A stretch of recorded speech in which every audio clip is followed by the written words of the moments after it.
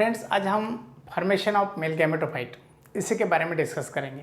Formation of male gametophyte, इसकी जो शुरुआत है वो शुरुआत माइक्रोस्पोर सेल से होती है। अब इसे हम क्या कहते हैं? माइक्रोस्पोर। स्टूडेंट, एक्चुअली माइक्रोस्पोर का जो स्ट्रक्चर है वो डिटेल में स्ट्रक्चर किस तरह है उसी का स्ट्रक्चर हम यहाँ पर ड्रॉ करेंगे। सबसे पहले माइक्रोस्पोर जो है उसे प्लाज्मा मेम्ब्रेन है, इसी तरह से प्लाज्मा मेम्ब्रेन,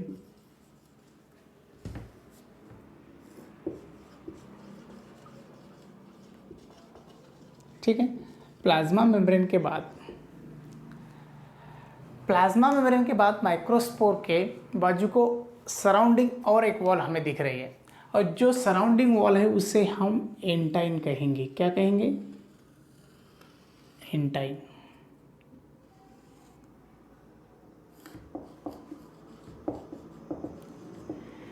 स्टूडेंट, एंटाइन वॉल जो है वो एंटाइन वॉल सेलुलोज और पेक्टिन के मदद से फॉर्म होने वाली है, ठीक है। उसके बाद हमें और एक वॉल दिखाई दे रही है, जो वॉल डिसकंटिन्यूअस है और कुछ हार्ड स्ट्रक्चर है, इसी तरह से, ठीक है। इसी तरह का स्ट्रक्चर है। एक्चुअली स्टूडेंट, इस स्ट्रक्चर को और इस वॉल को हम एक्साइन कहते हैं। क्या कहते हैं? एक्साइन, ठीक है। इसी तरह ये एक्साइन का स्ट्रक्चर है। अब यहाँ पर महत्वपूर्ण बात ये है, यहाँ पर एक न्यूक्लियस है सेंट्रली, इसी तरह से न्यूक्लियस। स्टूडेंट, ये जो स्ट्रक्चर हमने यहाँ पर ड्रॉ किया, इसी स्ट्रक्चर को हम माइक्रोस्पोर ही कहते हैं।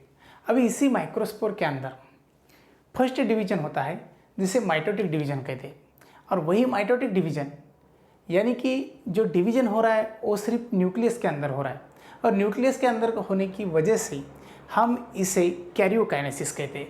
तो सबसे पहले हम यहाँ पर एक चेंज देखेंगे। जो डिवीजन रहेगा माइटोटिक डिवीजन, कौन सा रहेगा?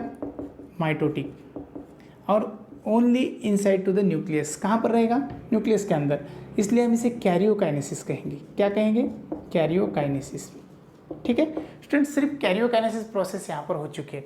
अब यहाँ पर देखो, हमें जो स्ट्रक्चर मिल रहा है उसी स्ट्रक्चर को हम मेल गैमेटोफाइट कहने जा रहे हैं। क्यों कहने जा रहे हैं? क्योंकि अभी तक मेल गैमेटोफाइट फॉर्म नहीं हुआ, अभी सिर्फ माइक्रोस्पोर की ही बॉडी है। लेकिन इसी बॉडी के अंदर जब न्यूक्लियस का डिवीजन हो जाएगा तब माइक्रोस्पोर की मदद से मेल गैमेटोफाइट डेवलप हो चुका, इसी तरह से हम उसे कहेंगे। तो देखो, सबसे पहले जो न्यूक्लियस है उसी का डिवीजन हमने किया। ये पहला न्यूक्लियस है और ये दूसरा न्यूक्लियस, इसी तरह से दो न्यूक्लियस यहाँ पर फॉर्म हो गए। न्यूक्लियस के बाजू को प्लाज्मा मेम्ब्रेन प्रेजेंट है, इसी प्लाज्मा मेम्ब्रेन के अंदर साइटोप्लाज्म है, और उसके बाद एंटाइन वॉल है, और फाइनली एक्साइन वॉल है। इसी तरह की एक्साइन वॉल रफ है। किस तरह से? रफ। इसी तरह से हमने एक्साइन वॉल यहाँ पर ड्रॉ की। स्टूडेंट, एक्साइन वॉल के ऊपर हमें कुछ ओपनिंग्स दिख रहे हैं जिसे हम जर्म पोर कहते हैं। क्या कहते हैं? जर्म पोर। इसी तरह से हमें एक स्ट्रक्चर मिला। इस स्ट्रक्चर के अंदर दो न्यूक्लियस है, और दो न्यूक्लियस रहने की वजह से जो सेकंड न्यूक्लियस है वो न्यूक्लियस एक वॉल फॉर्म करता है जिसे हम स्पेशल सेल कहते हैं। अब इसी वॉल की मदद से, हेल्प से यहाँ पर एक स्पेशल सेल का स्ट्रक्चर फॉर्म हुआ। इसी सेल के स्ट्रक्चर को हम जेनरेटिव सेल कहते हैं। Generative cell. Student, generative cell जो स्मॉल है वही मेल गैमेट प्रोड्यूस करती है। क्या प्रोड्यूस करती है? Male gamete.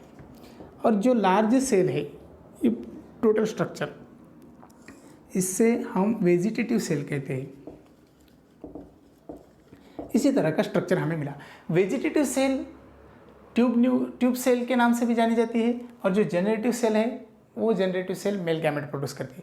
अभी यहाँ पर इसी स्ट्रक्चर के अंदर हमें मेल गैमेट प्रोड्यूस करने वाली बॉडी दिखाई दे रही है, मेल गैमेट प्रोड्यूस करने वाला स्ट्रक्चर दिखाई दे रहा है, इसीलिए हम इसे मेल गैमेट कह सकते हैं और इसी को हम पोलन ग्रेन कहते हैं। तो चलो अब इसी को हम लेबल करेंगे स्ट्रक्चर, किसी का है पोलन ग्रेन का, इसे हम पोलन ग्रेन कह सकते हैं। क्यों कह सकते हैं?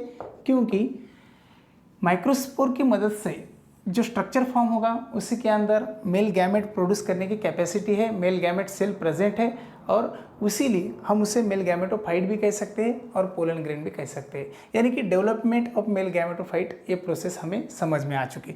उसके बाद पोलन ग्रेन का स्ट्रक्चर हम एक्सप्लेन करेंगे तो हमें पता चलेगा। सबसे पहले यहाँ पर क्या है, एक लेयर है जिसे हम एक्साइन कहते हैं। अभी एक्साइन प्रोटेक्टिव नेचर का है। एक्साइन का फॉर्मेशन जो है स्पोरोपोलिनियन की मदद से हुए वाला है। स्पोरोपोलिनियन क्या है? तो स्पोरोपोलिनियन हीट रेजिस्टेंस कंटेंट है जिसकी मदद से पोलन ग्रेन का प्रोटेक्शन हो सकता है। उसके बाद एक्साइन स्पाइनस है और एक्साइन के ऊपर हमें जर्म पोर्स दिख रहे हैं, कुछ ओपनिंग से उसे हम जर्म पोर कहते हैं। ठीक है।